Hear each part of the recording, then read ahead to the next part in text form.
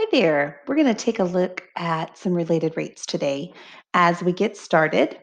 I want to look at these related rates so that we get an idea of how to take the derivative with respect to time. So these variables that we're looking at, you're thinking that they are some function of time. So they're changing as time changes. Up until this point, probably you have only taken the derivative with respect to x. So this is going to look a little different. Hang with me as we get a little bit further because it's going to take a little, I think you're going to see a pattern as we go through. So if we're taking the surface area of a sphere and we are going to take the derivative with respect to time, look at your variables. You have a variable of the area and then you have the variable of the radius. So when we take the derivative with respect to time of the area, we get dA dt. Then we have 4 pi, because 4 pi is a number, it's a coefficient. And then we have r squared, and the derivative of r squared, think chain rule. So derivative of something squared is 2 times the something, and then the derivative of r, which would be dr dt. Now, dA dt, I'm going to go ahead and put it in words for this one. dA dt is the rate of change, so it's a derivative, of the area with respect to time.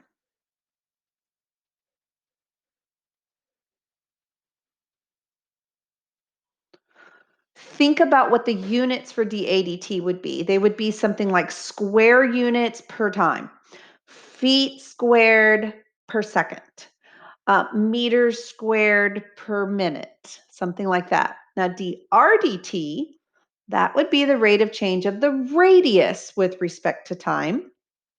And its units wouldn't be squared because the radius is not a square unit. It is just a singular unit. So it would be something like feet per second, meters per minute. Okay, let's keep going. We've got the volume of the sphere here. So we're going to take the derivative. The derivative of the volume is dV dt. And then we have, again, 4/3 pi. And now we're taking the derivative of r cubed. The derivative of r cubed would be 3r squared times the derivative of r, which would be dr dt. Now, you may be thinking, that doesn't really make sense about the chain rule. A lot of my students will get in the habit of just when they take the derivative of the r, they stick a dr dt on there. And it works, okay, because it essentially is chain rule. But I have some students that it takes a little bit longer. They have to think about it before they actually process through what that chain rule would look like. Okay, look at the next one. Notice this one looks suspiciously like Pythagorean Theorem. Now, friends, this, when I take the derivative, is going to look ugly with that square root. But I want you to think, I could possibly square both sides, would look like a squared equals c squared minus b squared. And I could move that b. I could make it look like the Pythagorean theorem. And I want you to see, I have not done any calculus so far.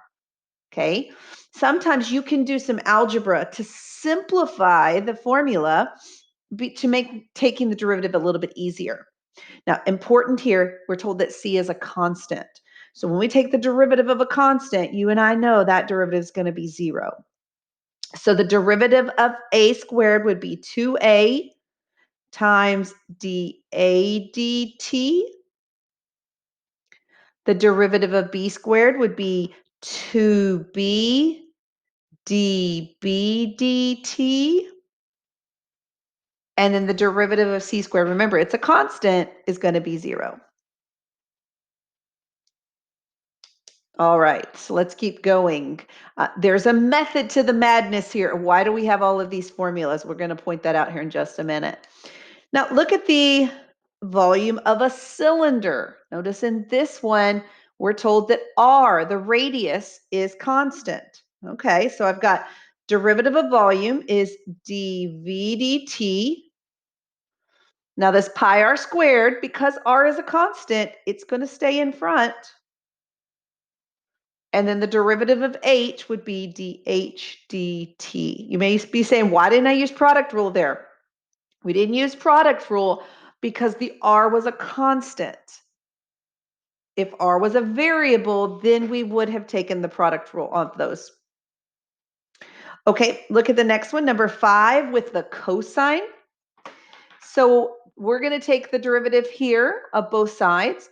The derivative of cosine is negative sine theta times the derivative of theta, which is where we're going to get that d theta dt.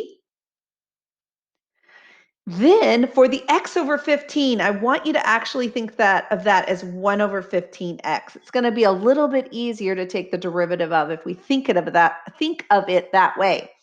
So the derivative would be 1/15 times dx dt. So it makes it a little easier. And then the last one here is for the cone. Now in this one, we're told that we're not told that r is a constant. So that means we have to assume r is a variable. This is where we're going to have to use that product rule. So when we take the derivative, we get dv dt equals. Now, friends, what I'm going to do 1/3 pi, and then I'm going to open a parentheses. I'm going to do the product rule with r squared and h. So I'm going to do the product rule, which is the first times the derivative of the second, that would be dh dt, plus the second, which is h, times the derivative of the first, so the derivative of r squared, which would be 2r times dr dt. And notice by putting the parentheses around it, then I'll go ahead and distribute the 1/3 pi to it, and we'll be fine. Now, you may ask yourself, okay, why are we doing all these formulas? These 6 are classic formulas for related rates, and you'll need to be able to use them, but you'll also be required to know them. So AP is not going to give you a formula chart like you might have seen on some other state tests. So make sure this is a page you definitely want to keep because you've got those nice formulas there, 6 of them to use in your related rate problems. Okay, so let's walk through the steps of a related rate problem, a word problem involving derivatives. The steps that are listed here are phenomenal steps. I love them because they break down exactly what I'm supposed to do with each problem. We're going to do a few of them with these steps. However, we're going to get to the last few and we're going to be able to skip a few of them. But at the beginning, I want to use all the steps because I think it's going to really help us. Okay, look at what we have, friends. Air is leaking out of an inflated balloon in the shape of a sphere. Remember those sphere formulas from the first page, at a rate of 230 pi cubic centimeters per minute. At the instant when the radius is 4 centimeters, what is the rate of change of the radius of the balloon? Okay, so we've got variables going on. We mentioned cubic units, cubic centimeters. So that means that I've got volume working in this problem. Cubic units indicate volume. Square units indicate area. All right. Then we also mentioned the radius. We mentioned it several times. So we've got volume and radius going on. Number 2, identify if any of the variables in the problem remain constant. The volume's changing, the radius is changing, so no units are left to be constant here. Identify any rates that you're given. Okay, so the problem told us, and I'm grabbing a highlighter here, the problem told us a rate of 230 pi cubic centimeters per minute. That is dV dt. That is the derivative of the volume. Watch the cubic units, right? Per unit of time, that's where I get the dt. So I've got that dV dt equals, now friends, this does not equal 230 pi. Let me explain why. There was a phrase at the very beginning that told you that air was leaking out.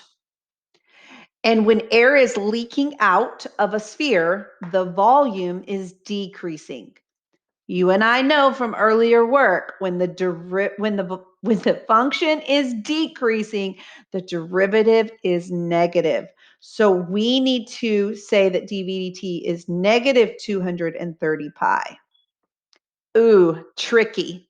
Okay.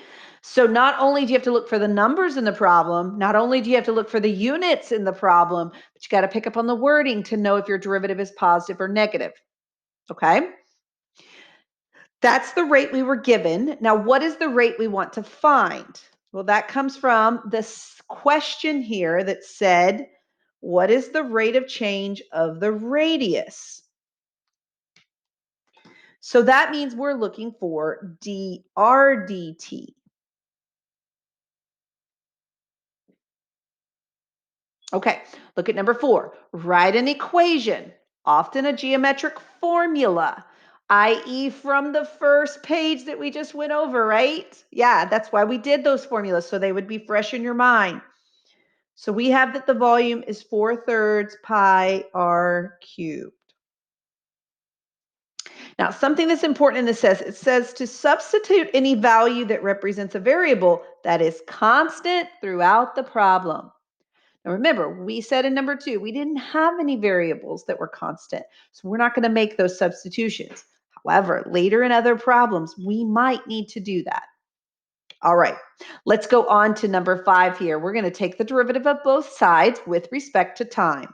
That's going to give me dv dt equals 4/3 pi, which is my coefficient. Then I take the derivative of r cubed, which would be 3r squared times dr dt. Just like we did on the first page. Now substitute what we know. Okay, remember back that we know dv dt is negative 230 pi. The other piece of information we haven't used yet is that we were told that when we are taking this at the instant when the radius is 4 centimeters. We're going to make this substitution now that I've done the calculus, now that I've taken the derivative. So we'll plug in negative 230 pi for dv dt.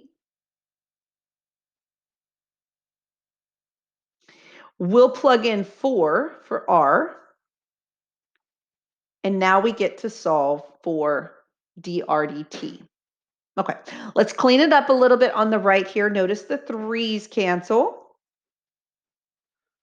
Then I've got 4 squared, which is 16, times 4 gives me 64 pi over here.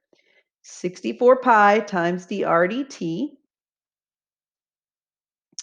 equals negative 230 pi. And now we divide both sides by 64 pi so that I get negative 230 pi divided by 64 pi for my dr dt. Now, you and I see the pi's cancel pretty easy, and it looks like both of these are divisible by 2. So we get negative 115 over 32. I want to be sure and include my units here. So remember that my volume was given in cubic centimeters per minute. So that means my radius would be in centimeters per minute. Now think about the answer you got here. It is negative. Does that make sense in the problem that the radius would be decreasing? Well, yeah, right? Because the volume was decreasing, air was leaking out. So yes, it makes sense that the drdt would be negative here. AP is a big stickler on units, so I'll put an emphasis to make sure that when you give your answer, you do have units on it. Okay, so the sphere is a classic problem we see happen quite often on AP. That's why we wanted to include it as one of the examples here for you. Let's look at the next one. We have a stone dropped into a calm body of water. causing ripples in the form of concentric circles. The radius of the outer ripple is increasing at a rate of 1 foot per second. When the radius is 4 feet, at what rate is the total area of the disturbed water changing? All right. So it looks like in here, I'm hearing variables of area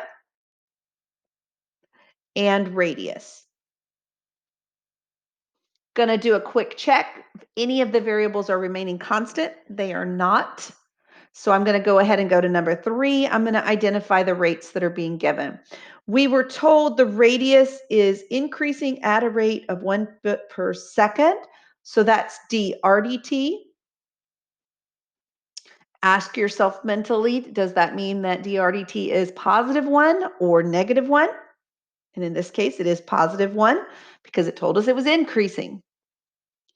So what is the rate we're looking for then? We are asked for what is the rate of the total area. So we're looking for dA dt. So now in step 4, I need an equation that relates the area with the radius. And it's a circle. So hopefully we remember that area of a circle formula, which is area equals pi r squared. And we don't have any variables that are remaining constant, so we'll leave this. Next, I want to take the derivative of both sides. So let's go ahead and take dA dt equals pi times, the derivative of r squared would be 2r times dr dt. Now do all of our substitutions now that we have taken the derivative. So I get dA dt equals pi times 2 times the radius, which we were told when the radius is 4 feet. So we're going to put in 4 feet for the radius and dr dt, which was 1. So I get that dA dt equals 8 pi, and watch my units, right? They've got to be square units per time. So I've got feet squared per second. So watch your units very carefully. When you get area, you got to make sure that your square units are showing up. Okay, let's keep going. For our next shape, now every problem we're doing here are classic problems that we see in the AP. So you'll have, once you get through all of the examples here, you'll have a really good example of every type that we've seen on the AP exam that we see repeatedly. So this one is the cylinder. So we're told that water is leaking out of a cylindrical tank at a rate of 3 cubic feet per second. And if the radius of the tank is 4 feet, then what rate is the depth of the water changing? All right. So what are the variables that are involved? So obviously we have volume because of those cubic units we saw. Then we also have in a cylinder, we have the radius and we have the height. Now in a cylinder, the radius does not change. So it's going to be the one that remains constant. All right, what rates are we being given? Well, I highlighted the cubic feet per second. That's dVdt. But friends, remember, we've got to check the wording to see if it's a positive 3 or a negative 3, and we were told water was leaking out. That means the volume is decreasing, therefore its derivative is negative. And what derivative are we looking for? We're looking for the rate, we're looking for what rate the depth of the water is changing. So we're looking for dHdt. So go back to the first page that we talked about at the very beginning with all those formulas. We need the formula for the volume of a sphere. That formula is the area of the base, which is a circle, times the height. Now, because the radius is not changing, in a cylinder. We can substitute the radius right now before we do any calculus. So I'm going to make that substitution of putting in the 4 before I do any derivatives. I can't do that if the radius were changing, but in a cylinder it's not changing. So made my formula a lot simpler, didn't it? Now let's take the derivative, right? I've got dv dt equals 16 pi times dh dt. Now let's make our substitution for the rate. We knew that dv dt was -3. And then we're going to solve for dh dt by dividing both sides by 16 pi.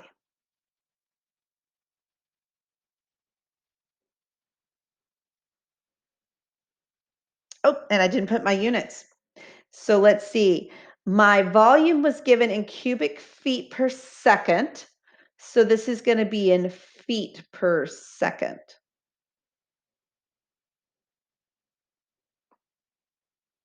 Yeah. Does it make sense that it's negative? Yes, because the volume, the water was leaking out. Therefore, we feel like the water height, the water depth is going down in the cylinder. So yes, it makes sense that this is a negative for the derivative. Okay, so that is our cylinder. Let's move on to the cone. Again, classic shape that we see happening in related rates. The cone has a diameter of 10 inches, height of 15 inches. Water's being pumped into the cone, so the height of the water level is changing at a rate of 1.2 inches per second. At the instant when the radius of the surface of the water is 2 inches, what is the rate of volume changing? All right. So in this cone, we've got volume, we've got radius, and we've got height. None of which are constant. All of them are changing. So number 3, we were told dH dt is 1.2. Water's being pumped in, so we say it is going to be a positive 1.2. dH dt is a positive 1.2. What rate are we trying to find? What is the rate of the volume? So we're trying to find dV dt. All right, now we need an equation that relates these. So you're going back to that first page and you're getting that volume of a cone formula, which is the volume of the sphere formula with a 1/3 multiplied times it. All right, now here is the part that makes cones very, very interesting, okay? Because the problem we have is we're looking for dV dt. We know dH dt, but if I take the derivative of this, I'm going to get a dr dt that I don't know anything about. So one way to avoid that is to do similar triangles. So let me draw a picture to help you see it. I'm going to draw my cone.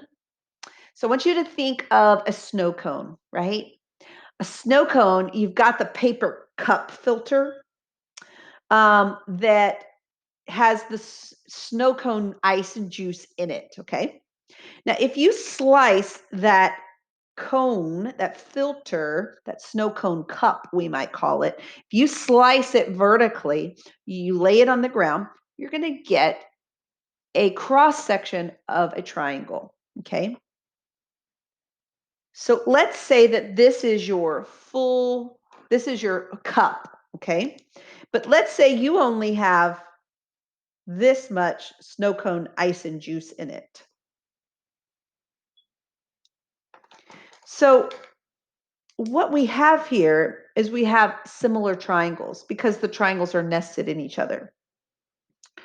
We have the full snow cone cup that has a radius of 5.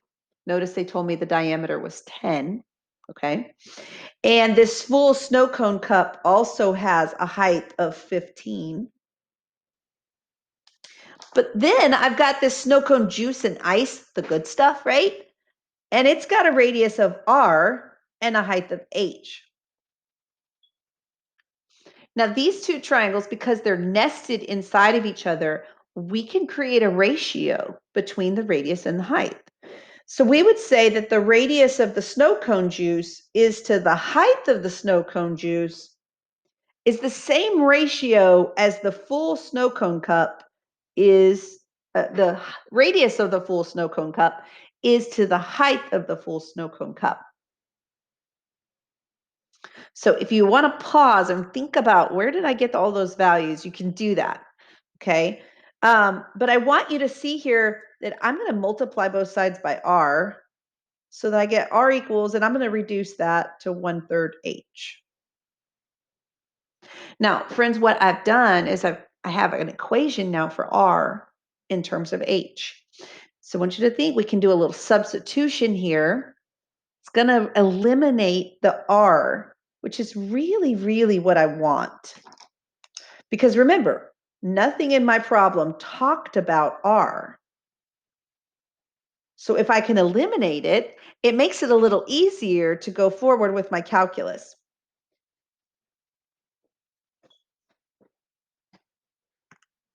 All right, now let's clean it up before we do our calculus, okay? So I've got 1/3 squared, which would be 1/9 h squared times h. And then let's go ahead and multiply those fractions together. I've got 1/27 pi times h cubed. So by using the similar triangles, I eliminate the r and make my calculus part a little bit easier. So now let's take the derivative, right? dv dt equals 1/27 pi times 3h squared times dh dt. Now, we're ready to make our substitutions. I know what dh dt is, but I don't know what h is. Okay? So, it told me at the instance when the radius of the water is 2 inches. Okay, so in order to find h, I've got to come here with my relationship here. R is 1/3 h. So if R is 2, h has to be 6. Now I can use that value to substitute. So I'm going to put in 1.2 for dh dt. I'm going to put in 6 for h. And we'll see what we get. So I get 1/27 pi. 6 squared is 36 times 3 is 108. And then times 1.2. I think I'm going to play around with this 108 and 27. I think I'm going to get those to cancel. Yeah, because that's 4, right? It goes in 4 times. And then 4 times 1.2 is 4.8 pi for dv dt. And then watch my units because it's volume. I know it's cubic inches per second. Now, most of my students in the past have thought the cones were the most difficult, okay? Simply because those similar triangles get them. So practice with these cones. Practice makes progress, right? You'll only get better by doing more of them. So I want to look at the last shape next, and that is the triangle, right? And we've got 3 different classic problems with the triangle, but I'm going to use it all from the same problem, the same basis. So look at the problem. I've got a ladder that's 25 feet long, leaning up against a wall. The base of the ladder is being pulled away at a rate of 2 feet per second. So you'll notice in this one, I'm not doing the steps, but instead I'm going to kind of follow the process. I like to write out my rates here. So we're being told that well, let's draw a picture so we can get some labels for our variables. So there's my triangle. This is my ladder. And my ladder is not changing length. So it is a fixed 25.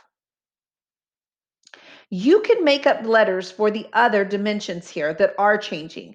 I'm going to use B and H for the base and the height of a triangle. You'll see why I do it in part B, why I use those variables. But you could use X and Y. You could use A and B, like a thinking Pythagorean theorem here. That would be fine. So if the base of the ladder is being pulled away from the wall, then dB dt is a positive 2 because B is increasing. And the question is, how fast is the top of the ladder moving? Down.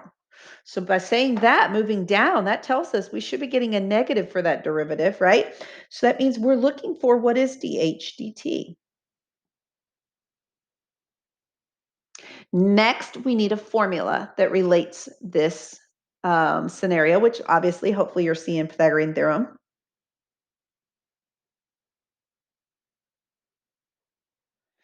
And now you can take your derivative.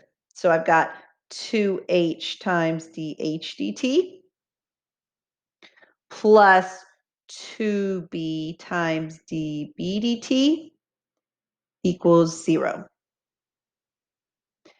Once we take the derivative, remember the last step is to go ahead and substitute everything in.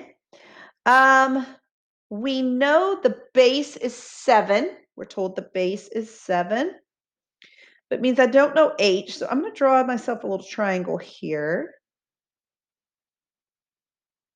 25 at the base is 7. I hope you're thinking of the Pythagorean theorem, right? It's a Pythagorean. This one actually happens to be a Pythagorean triple, which are 3 numbers that work in the Pythagorean theorem that are exact integers. Whole numbers, I guess I should say. And so this one, you check me on your Pythagorean theorem, but you should get 24 there. So now let's make those substitutions, right? H is 24. dH dt is what we're looking for.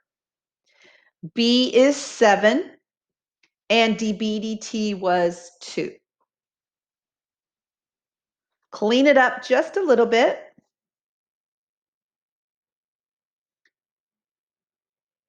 And then you can solve. Subtract the 28 from both sides and then divide by the 48. You're going to get negative 7/16. Remember, we said it should come out negative because it's being pulled. We're asked for how fast the top of the ladder is moving down, right? And then my units here are feet per second because it's dH dt. All right, now my next problem, still the same scenario. Okay, so all of these rates still apply. Okay, so now B says to consider the same triangle, find the rate at which the area of the triangle is changing.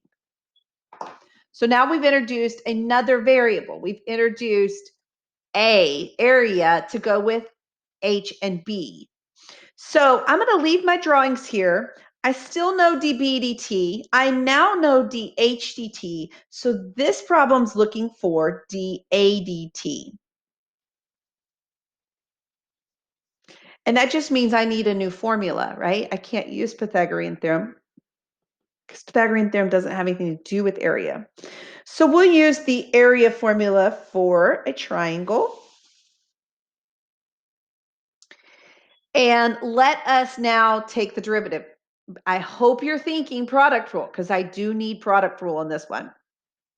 So I've got dA dt equals, I'm going to do the 1/2 in front and do a parentheses, and then I'll do the product rule with B and H. So product rule is B times derivative of H plus H times derivative of B. And now we can make our substitutions.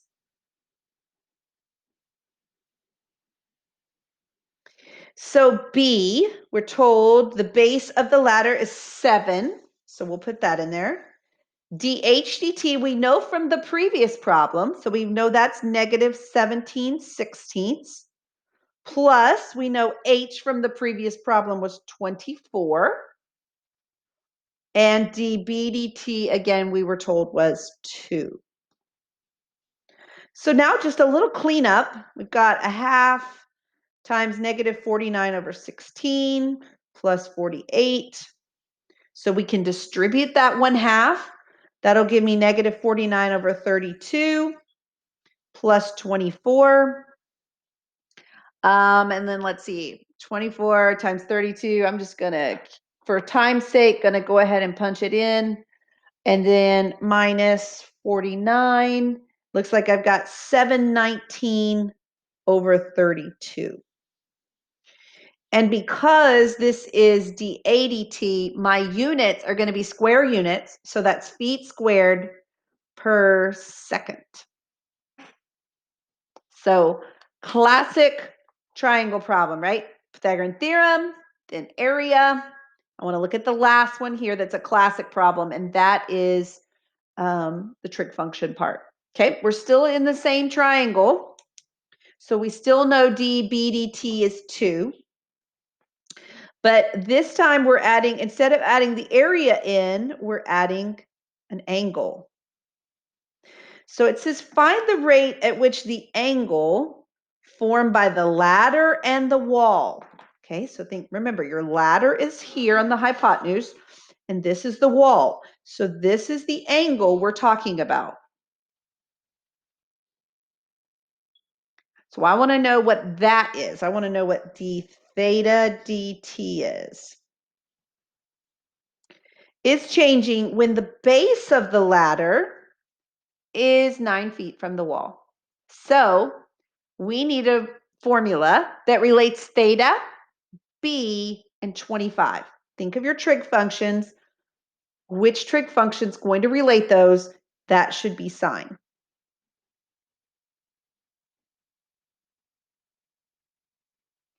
Now take your derivative.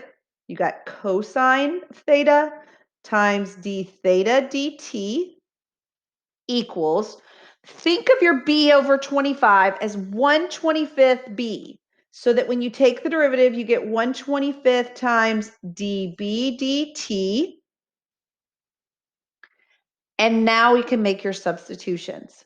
So when b is 9, let me draw myself another triangle. When b is 9, I need to know what cosine is. And I don't know this third side, so I'll have to do Pythagorean theorem with that. Let me do that real quick. A squared plus 81 equals 625. So a squared equals 554. So a is the square root of 554. It might reduce, but I'm not going to take the time to do that. Okay, so if this side is the square root of 554, then the cosine is the square root of 554 over 25. Let me write that over here just for space. Times d theta dt equals 1/25. And then dB dt has been 2 the whole time. So now I'm going to flip this fraction and multiply it times the other side. So I get d theta dt equals 2/25 times 25 over the square root of 544. So that d theta dt is 2 over the square root of 554. Now, if you want to rationalize, you can, although you do not have to. But think about the units for d theta dt. They would be in radians per second. Radians per second.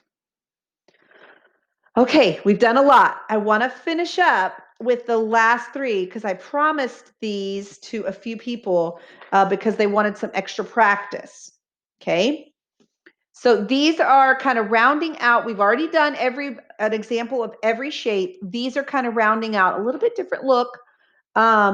So look at this. When you have an airplane that's flying at an altitude of 5 miles, passes over a radar antenna, when the plane is 10 miles past the antenna, the rate at which the distance between the antenna and the plane is changing at a rate of 240 miles per hour. What is the speed of the plane? So I'm no artist, but let's see if I can draw this. Here's my antenna. Okay.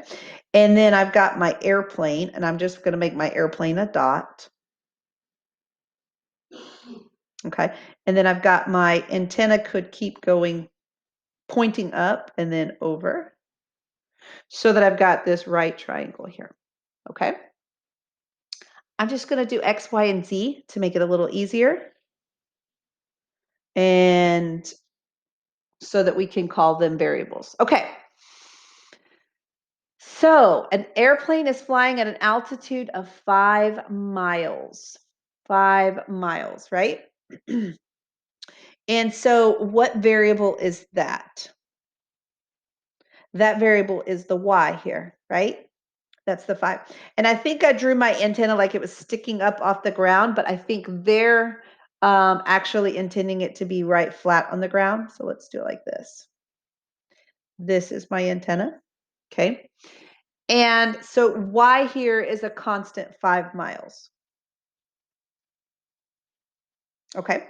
And then it says when the plane is 10 miles past the antenna, what rate is the distance between the antenna and the plane is changing at 240.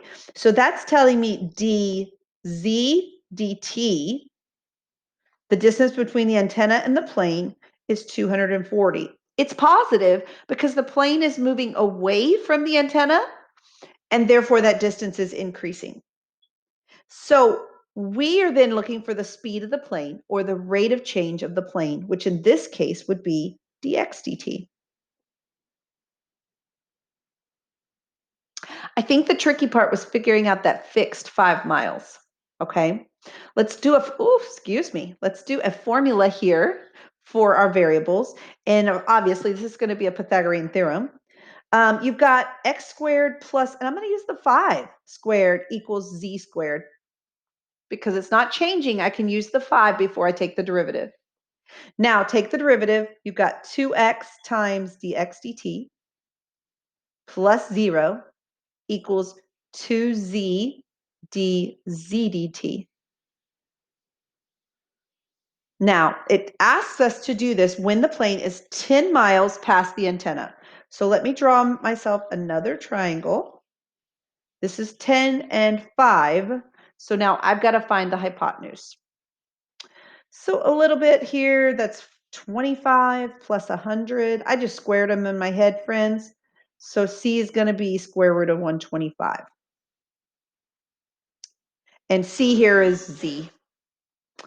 Okay, make our substitutions now. So I've got 2 times x, which is 10, times dx dt, that's what I'm looking for, equals 2 times z, which is square root of 125, times dz dt, which was 240.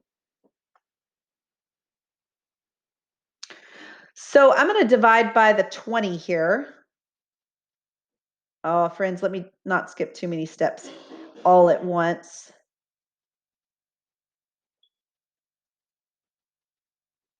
And then I'll divide by the 20. And that'll give me 24 in front there. Yeah. If you want to reduce the square root, you definitely can do that. And friends, this is in miles per hour. Yeah. All right, 2 more. Let's see. The radius of a sphere is increasing at a rate of 2 inches per minute. That's telling me dr dt increasing is positive. There we go. What is the rate of change of the surface area? I'm going to call it SA dt, because I just don't really know another variable for surface area.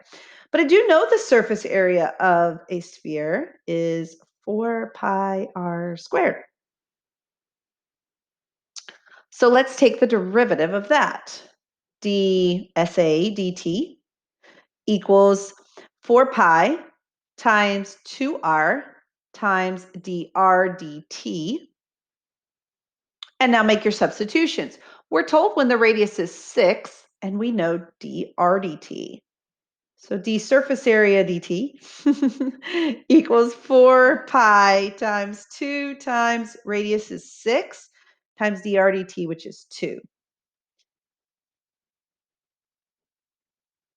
Let's see, 12, 24, 96 pi. And this is in area, so it's still square units. So inches squared per minute. All right, one to go. Yay! Look at the last one. It's another sphere. Spherical balloon is expanding at a rate of 60 pi cubic inches per second. Cubic inches, always an indicator that we're dealing with dBdt. Expanding tells me it's positive. How fast is the surface area of the balloon expanding when the radius is 4? So we're looking for DSA, DT. This one's tricky, okay? Because you're given the volume and then you're asked for the surface area. We don't have a formula that relates both of those, okay? So you have to go with what you have. You have dVdt, so you know a formula for the volume of a sphere. Start with what you have. Now, go ahead and take the derivative here. Times 3r squared times dr dt. And make your substitutions. You know dVdt is 60 pi. Got 4/3 pi times 3r is 4. And so notice your 3's cancel. And then you've got 4 squared is 16 times 4 is 64. So I'm going to divide both sides by 64 pi. I skipped a few steps there, but if you want to pause and kind of play through those and make sure you understand where I got all those values, totally fine to do that. So it looks like I've got 15 over 16 for dr dt. Now, here's the thing. We do have a formula that relates radius and surface area. So you're going to have to use a second formula. So now you've got SA equals 4 pi r squared. So friends, in this problem, it was the volume needed to connect to the radius, so the radius could connect you to the surface area. Okay, a little bit more involved, but we have seen this happen on the AP exam, so we want you to be ready for it. Okay, let me make all of those substitutions here, right? We're looking for DSA, DT. We've got 4 pi times 2. Radius is still 4, and dr dt we found to be 15/16. So I know that the rate of change of the surface area is, so there's 4's and this 16 will cancel.